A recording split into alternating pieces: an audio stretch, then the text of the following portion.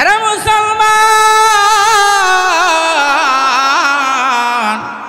জিব্রাইল আমিন আমার নবীর দরবারে হাজির হইয়া আমার নবীকে ডাক দেয়া বলেন, নবী গো তাকায় দেখেন গো, এই যে পুরা একটা লোক আসতেছে গো, চাদর দিয়া পেছানো, এই পুরা লোকটাকে আমার মহান আল্লাহ এই মুহূর্তে আসমান থেকে সালাম দিয়েছে।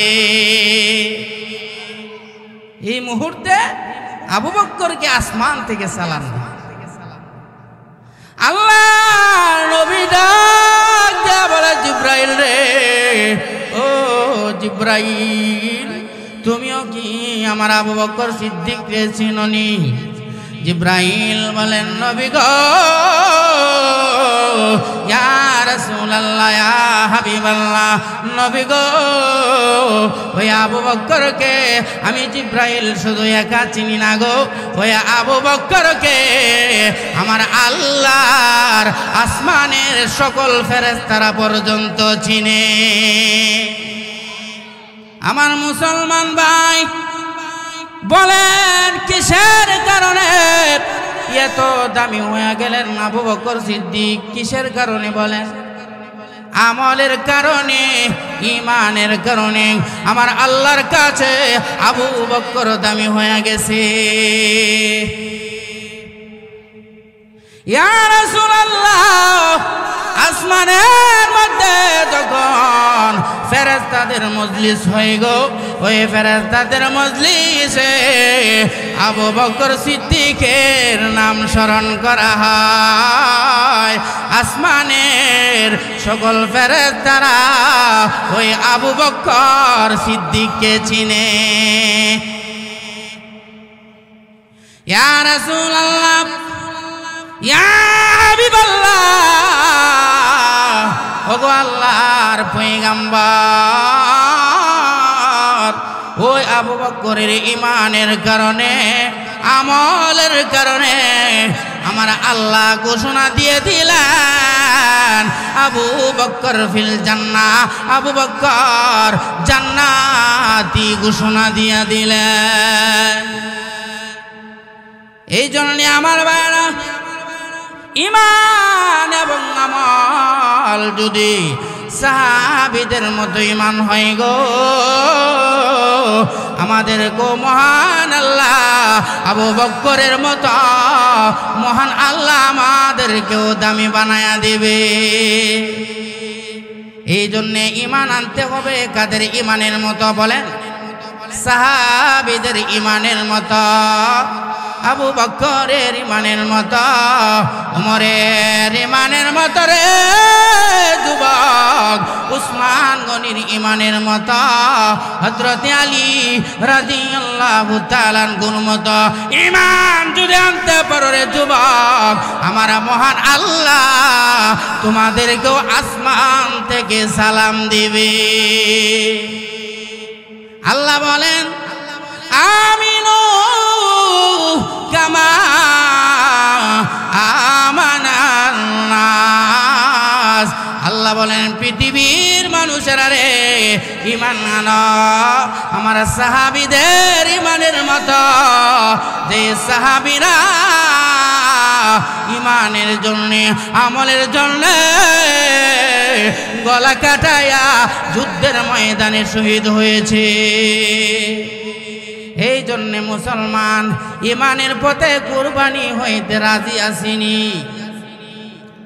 ঈমানের পথে অবিচল থেকে আমার মরণ যেন হয়। ঈমানের পথে অবিচল থেকে আমার মরণ যেন হয়। তোমার কাছে বিনতি আমার, ও গো মহা মহিয়ান। ঈমানের পথে অবিচল থেকে আমার মরণ যেন হয়। ইমানের পথে অবিচল থেকে আমার মরণ যেন হয়। আল্লাহু আকবার, জোরে বলে। আরে মুসলমান, তাহলে ইমান আনতে হবে কাদের ইমানের মতো? বলে সাহাবায়ে কেরামের ইমানের মতো। সাহাবায়ে কেরামের ইমানের মতো যদি ইমান আনতে পারো রে, আমার আল্লাহ তোমাদেরকে গো আসমান থেকে সালাম দিবে। আমার ভাইরা, নবীর যুগের পুরুষ সাহাবীদের ঈমান এমন ছিল গো, পুরুষ সাহাবীরাও আমলের প্রতিযোগিতা করত, আবার মহিলারাও ঈমান আর আমলের প্রতিযোগিতা করত। মহিলারাও করত, সুবহানাল্লাহ কর।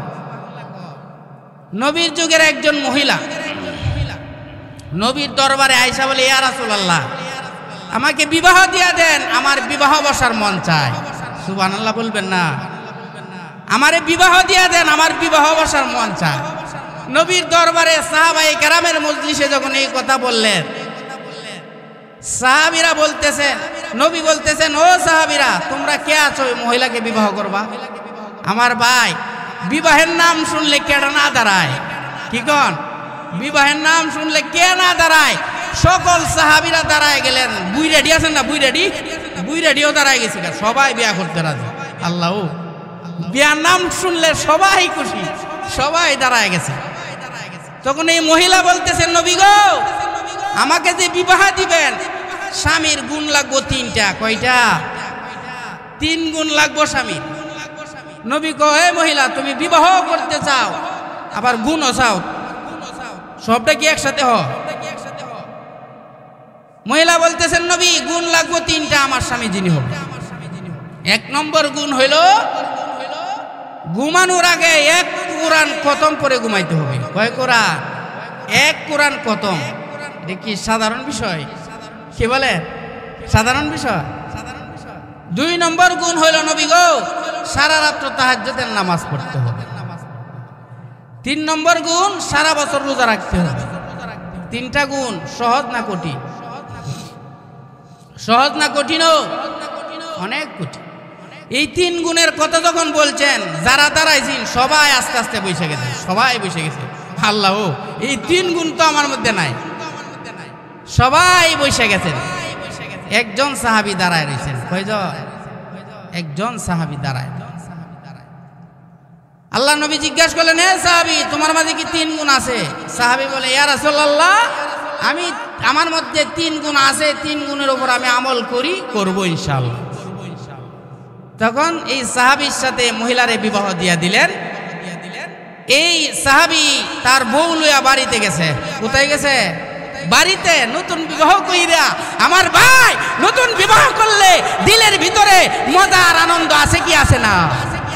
সাহাবী বড় আনন্দের সহিত এই বউ লইয়া বাড়িতে গেছে, মনে বড় আনন্দ। নিশির রাতে স্বামী স্ত্রী প্রেম প্রীতির আলাপ করবে, ঠিক কিনা? বাড়িতে গেলেন, যাওয়ার পরে ইয়াসার নামাজ পড়া সাহাবী নাকের মধ্যে তেল দিয়ে ঘুমাইছে। কি তেল দিয়ে ঘুমাইছে? নাক ডাইকা ঘুমাইতেছে। আর এই মহিলা তার স্ত্রী খালি ফুলতেছে। কি রে, লোকটা আমারে কইলো 1 কোরআন খতম করবো, এখন এশার নামাজ পড়ে ঘুমাই গেছি। 2 নম্বর, সে বললো সারা রাত তাহাজ্জুদ করবে। কইতে ভাই তো তাহাজ্জুদ, সেদিক ঘুমাইতেছে। 3 নম্বর, সে বলেছিল আপনার সারা বছর রোজা রাখবে, সকালে যে রোজাটা রাখবো, সিহরি কেমন লাগতো না? সিহরিও তো খাইলো না। এই লোকটা আমারে বুগা দিয়া বিয়া করে আনলো নাকি? তখন এই মহিলা আপনার নাক ফুলাইয়া, মুখ ফুলাইয়া, আপনার কিছু মতে ধৈর্য ধারণ করে রাত্রটা কাটাইলেন। সাহাবীও ফজর নামাজ পড়ছেন, তার স্ত্রীও ফজর নামাজ পড়ছে। স্ত্রী ফজর নামাজ পড়া আর দেরি নাই, একবারে নবীর দরবারে দৌড়াইতেছে। সাহাবী পিছন পিছন দৌড়াইয়া বলতেছেন, ও প্রাণের স্ত্রী, দাঁড়াও, তুমি যাইতেছো কো? তোমার সাথে আর কোনো কথা নাই, আমি নবীর দরবারে যাইতেছি। নবীর কাছে তুমি বইলে আইছো 3 গুণের উপর আমল করবা, এখন 1টা গুণও নাই তোমাদের। তার স্ত্রী দৌড়ায় নবীর দরবারে হাজির, পিছন পিছন তার স্বামীও হাজির। স্ত্রী গিয়া নবীর কাছে বলে ফেলছেন, ইয়া রাসূলুল্লাহ, কেমন স্বামীর কাছে আমারে বিবাহ দিলেন? এই স্বামী তো 3 গুণের এক গুণের উপরও আমল করল না। এশার নামাজ পড়ে নাক ডাকিয়া ঘুম দিছে। কইতে হয়তো কোরআন খতম, কইতে হয়তো তাহাজ্জুদ, কইতে হয়তো রোজা, নাক ডাকিয়া ঘুমা। তখন নবী বলতেছেন, হে সাহাবী, তুমি না বলছো 3 গুণের উপর আমল করো, এই মহিলা বলতেছে করো না, কারণ তখন সাহাবী বলতেছেন, ইয়া রাসূলুল্লাহ, অবশ্যই আমি 3 গুণের উপর আমল করি। কিভাবে বল? ইয়া রাসূলুল্লাহ, ইয়া হাবিবাল্লাহ, ওগো আল্লাহর পয়গম্বর, আপনি বলছেন গো, যে ব্যক্তি ঘুমানোর পূর্বে 3 বার কুল হু আল্লাহ শরীফ পড়বে গো, আমার আল্লাহ তার আমল নামায় 1 কোরআন খতমের সওয়াব দিয়া দেবে।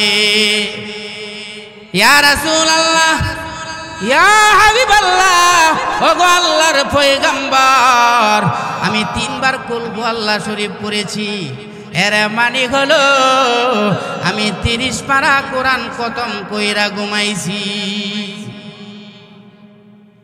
নবী বলেন, বুঝলাম, তাহলে 2 নম্বর, তুমি না বলছো সারা রাত তাহাজ্জুদ পড়বা, তাহাজ্জুদ কেমনে বললা? নাক ডাকে দি ঘুমাইছি।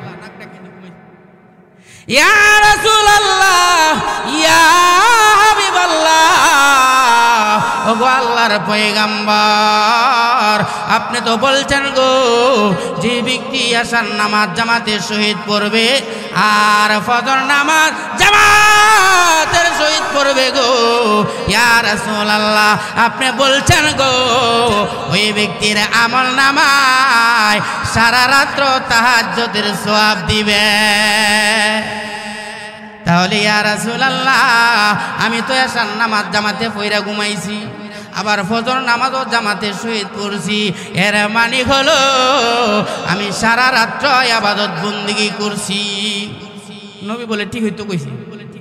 কি বলেন, ঠিক না বে ঠিক? বুঝছে শুনে কয়েন, পর্দার আড়ালের মা বোনেরা আছে, জোরে কোন ঠিক কিনা? আল্লাহ নবী বলে, সাবি রে, বুঝলাম রে, এবার বলো 3 নম্বর গুণ। তুমি না বলছো দিনের বেলা তুমি রোজা রাখবা, ওরে সাবি, তুমি তো সেহরি খাইলে না, তাহলে কিভাবে তুমি রোজাগুলি রাখলা? কিভাবে রোজাগুলি রাখলা? ওই সাহাবী বলে, ইয়া রাসূলুল্লাহ, ইয়া হাবিবাল্লাহ, ওগো আল্লাহর পয়গম্বর, আপনি তো বলছেন গো, আপনার উম্মতেরা যদি একটা আমল করে গো, আমার আল্লাহ তার আমল নামায় 10টা করে নেকি দেয়। ইয়া রাসূলুল্লাহ, ইয়া হাবিবাল্লাহ, ওগো আল্লাহর পয়গম্বর, আমি কিছুদিন হয়েছে গো, আমি রমজান মাসের 30টা রোজা রাখছি। কয়টা?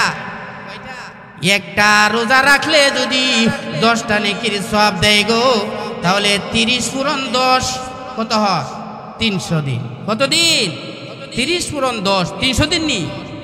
ইয়া রাসূলুল্লাহ, ইয়া হাবিবাল্লাহ, ওগো আল্লাহর পয়গম্বর, আমি মাত্র রমজান মাসের 30টা রোজা রাখলাম, একটা রোজা রাখলে যদি 10টা করে নেকি হয়, তাহলে আমি 30টা রোজা রাখলাম গো, তাহলে আমার আমল নামায় আমার মহান আল্লাহ 300 দিনের রোজার সওয়াব দিছে। দিছে কি দিছে না? এক বছরে হয় 365 দিন। বুঝতেছেন আপনারা কথাগুলি? দিলের কান লাগায় বুঝেন যুবক, অনেক উপকার হবে তোমার জীবনে। আমার মা বোনদেরকেও বলতেছি, ও মা বোনেরা, দিলের কান লাগায় শোনো, নবীর যুগের মহিলারা তাদের ঈমান আর আমল কেমন ছিল। ইয়া রাসূলুল্লাহ, ইয়া হাবিবাল্লাহ, ওগো আল্লাহর পয়গম্বর, আমি মাত্র রমজান মাসের 30টা রোজা রাখলাম গো, এই জন্য আমার আল্লাহ আমার আমল নামায় 300 দিনের রোজা আল্লাহ দিয়ে দিনের রোজার সওয়াব আমার আমল নামায় দিয়েছে। এক বছরে হয় 365 দিন। কত দিন? 365 দিন। আরো শর্ট কয় দিনের?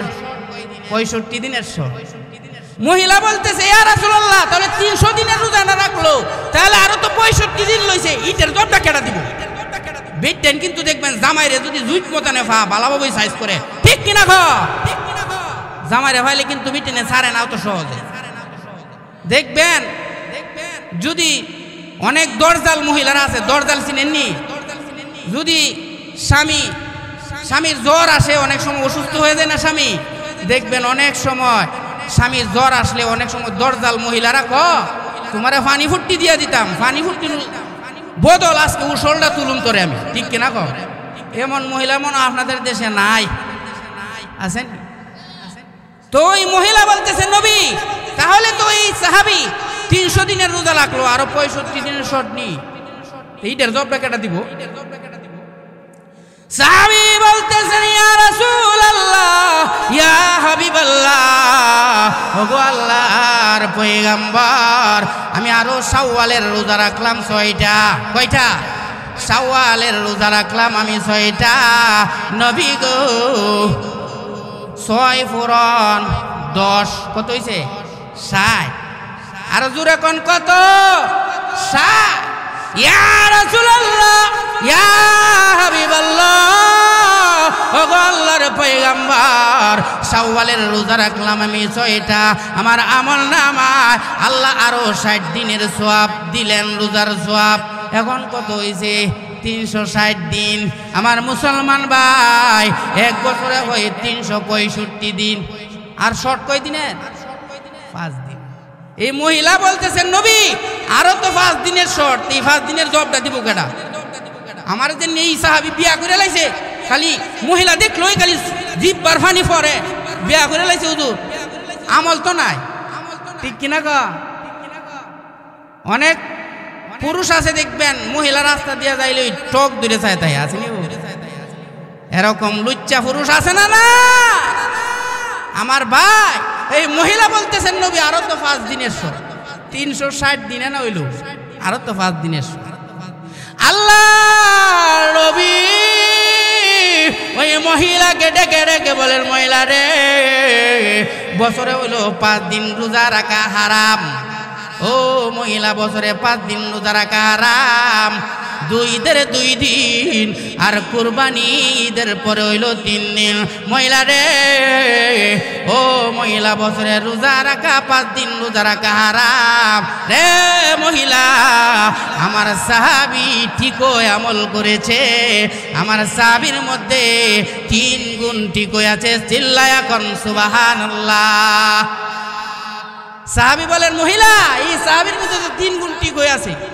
নবী বলেন আয়ো আবার তোমরা মিলায় দেই আবার স্বামী স্ত্রী মিললে গিয়া সংসার করতে থাকো সুবহানাল্লাহ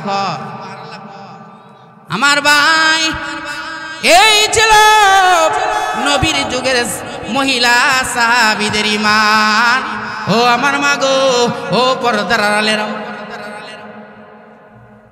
ও আমার পর্দার আড়ালের আমার মা বোনেরা মাগো আপনারা এখানে আছেন রে মা লক্ষ্য করে দেখেন গো নবীর যুগের মহিলাদের ভিতরে কেমন ঈমান আর আমলের প্রতিযোগিতা চলত আর আমাদের দেশের মহিলারা তো স্বামীর টাকা দেখে ঠিক কিনা গো টাকা দেখে আমল থাকলে থাক না থাকলে নাই নামাজ পড়লে ফরক না পড়লে নাই কর জামাইটা ইটালিয়ান নি ওই ইটালিয়ান হইলে হইছে সকুঞ্জা দেলাও বিয়া নাউজুবিল্লাহ জোরে ঘর যেই মাত্র ইটালিয়ান জামাই পায়া দিছে বিয়া দেওয়ার পরের দিন ওই মেয়েটার ভাত খাইতে পারে নাই টাকার যন্ত্রণায় এই ছেলেটা আপনার টাকা পাইয়া মদ খাইয়া বিভোর হইয়া খালি স্ত্রীরে মারে এরকম ঘটনা আছে না এই জন্য বলতে চাই মাগো ও মা নবীর যুগের মহিলারা গো ঈমান আর আমলের প্রতিযোগিতা ছিল গো নবীর যুগের মহিলারা স্বামী গ্রহণ করত আমল দেইকা সুবহানাল্লাহ কোন ঈমান আর আমল যদি ভালো থাকে রে ওই পুরুষটাকে নবীর ওই মহিলারা নবীর যুগের মহিলারা এইভাবে স্বামী গ্রহণ করে এই জন্য আমার বায়না ও পর্দার আড়ালের মাগো লক্ষ্য করেন গো মা নবীর যুগের আল্লাহর নবীর স্ত্রী খাদিজাতুল কুবরা রাদিয়াল্লাহু তাআলা আনহা। যেই খাদিজাতুল কুবরার ঈমান এত ভালো ছিল রে, যেই খাদিজাতুল কুবরার আমল এত বেশি ছিল, যেই খাদিজাতুল কুবরার ঈমান আর আমলের কারণে আল্লাহ খুশি হইয়া ওই খাদিজাকেও আমার আল্লাহ আসমান থেকে একাধিকবার সালাম দিয়েছে। আরো জোরে বলেন সুবহানাল্লাহ। ও পর্দার আড়ালের মা মাগো, ওই খাদিজার মতো যদি তোমার জীবন হয়ে যায় গো, খাদিজার মতো যদি তোমার আমল হইয়া যায়, খাদিজার মতো যদি তুমিও স্বামী ভক্ত হইতে পারো রে মা, আমার আল্লাহ তোমাকেও আসমান থেকে সালাম দিবে। এই খাদিজাতুল কুবরা কেমন আল্লাহ পাগল ছিলেন গো, ওই খাদিজাতুল কুবরা আমার নবীকে কেমন ভালোবাসতো গো। ওই খাদিজাতুল কুবরা রাদিয়াল্লাহু তাআলা আনহা আল্লাহর নবীকে যখন বিবাহ করলেন রে, ওই খাদিজাতুল কুবরা 40 মণ স্বর্ণ মুদ্রা দিয়া আমার নবীকে বিবাহ করেছে। সুবহানাল্লাহ কি কালকে কইবেন নাকি? আরে মুসলমান, ও পর্দার আড়ালের আমার মা মাগো, এই জন্যে তোমার ঈমান যদি খাদিজাতুল কুবরার মতো হয়ে যায়, তোমার আমল যদি ওই খাদিজাতুল কুবরার মতো হয়ে যায়, আমার আল্লাহ তোমাকেও আসমান থেকে সালাম দিবে। সাধারণ বিষয় নিয়ে আমার ভাই 40 মণ স্বর্ণ মুদ্রা দিয়ে আমার নবীরে বিবাহ করছে। আর আমরার দেশের মহিলারা যদি একবার এক বুড়ি স্বর্ণ বাপের বাড়িতে লইয়া আয়ে, এই বেডির ফাওয়ারে আর ঘরে থাকা যায় না, ঠিক কিনা খাওয়া? এই বেডির জন্নরের বাজনার কারণে ঘরে থাকা যায় না। স্বামীরে ক এত বড় গলায় কথা কও না, আমার বাপের বাড়ি থেকে এক বুড়ি স্বর্ণ লইয়া আইছি, মাং না আইছি না, ঠিক কিনা খাওয়া? বাপের বাড়িতে একটা কাঠ আনলেও এই বেডির ফাওয়ারে আর ঘরে থাকা যায় না। যদি স্বামী স্ত্রী রাত্রের বেলা কোনো কথা কাটাকাটি হয়, কাঠের উপরে শুয়ে আছে, কোনো কথা কাটাকাটি হয়, তখন স্ত্রী বড় গলায় বলে, হে আমার স্বামী এত বড় গলায় কথা কইও না, যে এই কাঠটার মাঝে শুইছো তুমি কি জানো এই কাঠটা কার? এই কাঠটা আমার বাপের বাড়িতে দিছে, কিনা? কিন্তু খাদিজাতুল কুবরা রাদিয়াল্লাহু তাআলা আনহা 40 মণ স্বর্ণ মুদ্রা দিয়া আমার নবীকে বিবাহ করলেন। কোনদিন আল্লাহ নবীরে কুটা দেয় নাই। শুধু তা নয় রে মুসলমানেরা, ওই খাদিজাতুল কুবরা রাদিয়াল্লাহু তাআলা আনহার যতগুলি ধন সম্পদ ছিল রে, যতগুলি টাকা পয়সা ছিল, সমস্ত ধন সম্পদগুলি, সমস্ত টাকা পয়সাগুলি একটা ফুটলা বানায়া আমার নবীর কদম মোবারকে রেখে দিয়েছে। আমার নবীকে বলতেছেন, ইয়া রাসূলুল্লাহ, ইয়া হাবিবাল্লাহ, ওগো আল্লাহর পয়গম্বর নবী গো, আমি খাদিজা আজ থেকে গো আমার সমস্ত ধন সম্পদের মালিক, সমস্ত টাকা পয়সার মালিক, সমস্ত ব্যাংক ব্যালেন্সের মালিক আমি খাদিজা আপনাকে বানায়া দিলাম। ইয়া রাসূলুল্লাহ, ইয়া হাবিবাল্লাহ, ওগো আল্লাহর পয়গম্বর, আপনার যা ইচ্ছা যা মনে চায়, যেভাবে ইচ্ছা সেইভাবে ওই মালগুলি আপনি খরচ করেন। সুবহানাল্লাহ জুড়ে বলেন। রে মুসলমান, এইভাবে দিন যায় রাত আসে, আল্লাহর নবী বিশ্ব নবী দিনের কাজে বাহির হয়ে গেলেন। আমার নবী দিনের কাজে বাহির হয়ে গেলেন। আল্লাহর নবী গভীর রজনীতে বাসার মধ্যে ফিরলেন রে। বাসার মধ্যে ফিরিয়া খাদিজাতুল কুবরা দরজার মধ্যে যেই মাত্র করাঘাত করলেন রে, দরজায় করাঘাত করতে দেরি, খাদিজাতুল কুবরা দরজা খুলতে একটা মুহূর্ত দেরি না, সাথে সাথে দরজা খুলে দিয়েছে। আমরা দেশের মহিলারা যদি হইতো এত গভীর রাত্রে গিয়া যদি ডাক দিত, তাহলে এই মহিলা বলতো, হ্যাঁ সোনার চান তুমি এত রাত্রে আইছো, আয়ো তোমার একটু সাইজ করে নিও, ঠিক কিনা খা। কিন্তু খাদিজাতুল কুবরা রাদিয়াল্লাহু তাআলা আনহা সাথে সাথে দরজা খুলে দিয়া ফুলের মালা লইয়া দরজার মধ্যে দাঁড়ায় রয়েছে। সুবহানাল্লাহ। ফুলের মালা আমার নবীকে পরাইগা, আমার নবীকে আহলান সাহলান মারহাবান দিয়া আমার নবীকে কামরায় নিয়েছে। এই হলো আমার মুসলমান জান্নাতি মহিলার গুণ। কার গুণ বলেন? জান্নাতি মহিলার গুণ। আল্লাহ নবী বলে, খাদিজা রে আমি দরজায় করাঘাত করতে দেরি রে, তুমি দরজা খুলতে একটা মুহূর্ত দেরি করো নাই। আরে খাদিজা তুমি কি রাতের বেলা ঘুমাও নাই? খাদিজাতুল কুবরা বলে, ইয়া রাসূলুল্লাহ ইয়া হাবিবাল্লাহ, যেদিন থেকে আমি আপনাকে বিবাহ করেছি, যেদিন থেকে আমি আপনাকে গ্রহণ করছি গো নবী, সেদিন থেকে আমি খাদিজার ভিতরে আর কোনো ঘুম নাই। সুবহানাল্লাহ, জোরে খান। ইয়া রাসূলুল্লাহ ইয়া হাবিবাল্লাহ, সেদিন থেকে আমি খাদিজার ঘুম নাই। ইয়া রাসূলুল্লাহ, আপনার জন্য গো আমার চিন্তা লাগে গো, কাফের বেঈমানের রানী আপনাকে মেরে ফেলে, কাফের বেঈমানের রানী আপনার উপর আঘাত করে আপনারকে ষড়যন্ত্র করে নি কাফেররা মেরে ফেলে গো। ইয়া রাসূলুল্লাহ, এই জন্য আমি খাদিজা এই চিন্তায় সারা রাত ঘুমাই না। আল্লাহ নবী বিশ্ব নবী রাহমাতুল লিল আলামিন, এভাবে দিন যায় রাত আসে।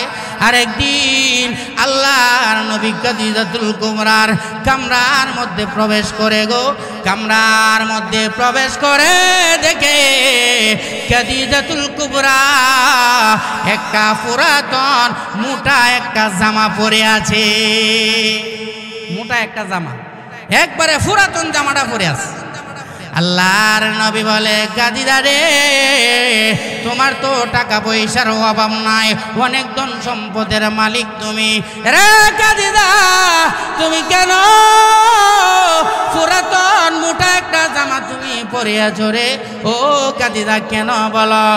খাদিজাতুল কুবরা বলে, নবী গো, ইয়া রাসূলুল্লাহ ইয়া হাবিবাল্লাহ, আমার তো এখন আর কোনো টাকা পয়সা নাই, ধন সম্পদ নাই, আমার যতগুলি ধন সম্পদ ছিল গো আমি আপনার খেদমতে আমি দিয়ে দিয়েছি। ইয়া রাসূলুল্লাহ ইয়া হাবিবাল্লাহ, ওগো আল্লাহর পয়গম্বর, আর আমি জানি আপনি তো সকল টাকা পয়সাগুলি গরিব এতিমদের মধ্যে আপনি বিলীন করে দিয়েছেন, কোরবান করে দিয়েছেন। ওগো নবী, আমি খাদিজা যদি গো আপনার কাছে চাহিদা পেশ করি গো, আমি খাদিজা যদি গো আপনার কাছে নতুন একটা জামা চাই গো, নতুন একটা থ্রি-পিস চাই গো নবী, আর আপনি যদি না দিতে পারেন গো, আপনার মনে যদি কষ্ট হয়, তাহলে আমার মতন খাদিজা ধ্বংস হয়ে যাব। ইয়া রাসূলুল্লাহ ইয়া হাবিবাল্লাহ, ওগো আল্লাহর পয়গম্বর, এই জন্য আমি চাই না গো। আল্লাহর নবী বলেন, খাদিজা তোমার ভিতরে বুঝি আল্লাহর এত ভালোবাসা, আমি নবীর জন্য ভালোবাসা রে। ও খাদিজা, আমি দোয়া করি রে আল্লাহ যেন তোমারে কবুল করে। সুবহানাল্লাহ বলেন। আরে ভাই, এই ছিল নবীর যুগে বিশ্ব নবী জান্নাতি রমণীদের আমল। আমার ভাই, আলোচনা খুব লম্বা ছিল। জান্নাতের ভিতরে গেলাম হইলে আপনি আমি যদি দুনিয়াকে কর্মক্ষেত্র বানাইয়া এই দুনিয়াতে নেক আমল, ঈমান আর আমল সংগ্রহ করতে পারি, আল্লাহ আমাদেরকে জান্নাত দিব। সুবহানাল্লাহ। কেমন জান্নাত? এই দুনিয়ার 10টা দুনিয়া বরাবর আল্লাহ আমাদেরকে জান্নাত দিব। জুড়ে কোন সুবহানাল্লাহ। এই জান্নাতের ভিতরে গেলে পরে আল্লাহ আমাদেরকে 72 জন করে বউ দিব। কতজন? 72 জন কইরা বউ দিব। যেই বউ এত সুন্দর হবে, আপনি এই স্ত্রীর দিকে তাকাইলে শুধু খালি আপনার আকর্ষণ খালি বাড়বে। সুবহানাল্লাহ। দুনিয়ার স্ত্রীদের মতো না। দুনিয়ার স্ত্রীদের তো সৌন্দর্য খালি কমে। একটার মা হইলে দেখবেন এই বিড়ির আর খুঁজে পাওয়া না, ঠিক কিনা? এই বিড়ির সৌন্দর্য খালি কমে। আল্লাহ বলে জান্নাতের ভিতরে আমি তোমাদেরকে যে হুরপুরি আমি দিব, যে স্ত্রী আমি দিব, এই স্ত্রীরা খালি দিন দিন জোয়ান হবে, দিন দিন খালি তাদের সৌন্দর্য বাড়বে, আর তারা খালি কচি হবে। সুবহানাল্লাহ। আচ্ছা, এই জান্নাতের নিয়ামতকে আল্লাহ আপনারে আমাকে এমনই দিয়ে দিব। যেই জান্নাতের একটা ইট হবে স্বর্ণের, আর একটা ইট হবে রূপার। এই জান্নাতকে আল্লাহ এমনই দিয়ে দিব, নাকি ঈমান আর আমলের প্রতিযোগিতা করতে হবে? ঈমান আর আমলের প্রতিযোগিতা করতে হবে। আমার ভাই, দুনিয়াতে তো একজন বউ চালাইতে পারি না, কি বলে? তো জান্নাতের ভিতরে 72 জন করে বউ দিব। এই বউরা আমরা কেমনে চালাইম? প্রশ্ন জাগে কি জাগে না? এই জন্য আমার আল্লাহ বলে, বান্দারে জান্নাতের ভিতরে আমি আল্লাহ 72 জন করে বউ দিব রে। রে বান্দা, তোর কোনো চিন্তা করতে হবে না, টেনশন করতে হবে না। বান্দারে, জান্নাতের ভিতরে আমি আল্লাহ এমন একটা বডি তো খেয়ে দিব রে। এই বডিটা হবে আমার আদম পয়গম্বরের। আদম পয়গম্বরের বডি হবে 60 হাত লম্বা। সুবহানাল্লাহ। জুড়ে বলেন রে মুসলমান, 60 হাত লম্বা একটা মানুষ যদি বঙ্গসরের কালের ভাড়াই সাদারে রে, তাহলে যে যেখানে দেখে এখানেই ময়রা ঠান্ডা হয়ে যাবো। ঠিক ময়রা ঠান্ডা। তো জান্নাতের ভিতরে 60 হাত লম্বা যদি আল্লাহ আমাদেরকে বডি দেয়, 72 জন বউ চালাইতে কোনো সমস্যা হবে না। এরপরে আসেন রে মুসলমান, দেখবেন মানুষ হলো সৌন্দর্যের পাগল। মহিলারা স্বামী গ্রহণ করে সৌন্দর্য দেখা কালো জামাই রে কোনো মহিলা গ্রহণ করতে চায় না। আল্লাহ বলে, বান্দা জান্নাতের ভিতরে গেলে পরে আমি আল্লাহ তোরে সৌন্দর্য দিব রে। সৌন্দর্য দিব আমার ইউসুফ পয়গম্বরের মতো, যে ইউসুফের সৌন্দর্য এত বেশি হবে রে। যে ইউসুফের সৌন্দর্য দেখে মিশরের মহিলারা হাত কেটে ফেলেছিল। ইউসুফ পয়গম্বরের মতো সৌন্দর্য তখন হবে রে। এই সৌন্দর্য দেখা জান্নাতি 72 জন বউ একসাথে তোমারে গলায় জড়ায়া নিবে। আল্লাহ আমাদের সবাইকে ঈমান আর আমল সংগ্রহ করে এই জান্নাতি নিয়ামতগুলি সংগ্রহ করার তৌফিক আল্লাহ আমাদের সবাইকে দান করুন। সবাই বলেন আমিন। আখির দাওয়ানা আনিল হামদুলিল্লাহি রাব্বিল